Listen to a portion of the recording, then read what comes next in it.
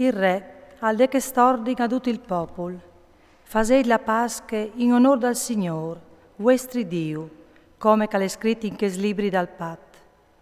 Non avevi infatti una Pasca compagne dai dis dai Iudis, che avevi resuto Israele, e perduto il team dei re di Israele e dei re di Giude. Dome tal disevotesi an, dal re Giosie, a fasere a Gerusalemme una Pasca così in onor dal Signor. Giosie, al fase sparì, anche che interpellavano i Moards, i Strolix, i Terafim, i Idui e tutti gli svergognis che si poteva viodilis te tiere di Giude e a Gerusalemme. Da ude speraulis de legge, scritti tal libri che aveva chiatato il predichelchie tal templi dal Signor. Prin di lui non è stato nessun re, proprio nessun come lui, convertito al Signor con tutto il suo cuore e con tutte la sua anime e con tutte la sua forze, fedele in tutto e pardut alla legge di Mosè. E neanche da ur di lui non vini fu un che stessa par.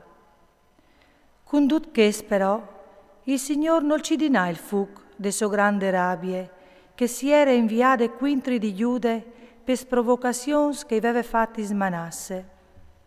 Il Signore al decidè, o butterai lontan di me anche Giude, come qua è scartato Israele, o butterai di bande queste città covevi si esude, Gerusalemme, e il templi covevi dit. Lì alzerà il mio nome. Il res de storie di Giosie, duce Calafat, non è già scritta al libri dai Anai dei res di Giude? So di lui il faraone Necao, re dall'Egitto, al marcà quintri da re de Assirie sul fiume Eufrat. Il re Giosie il è inquintri, ma Necao lo fase morì a Mechido al prim colp.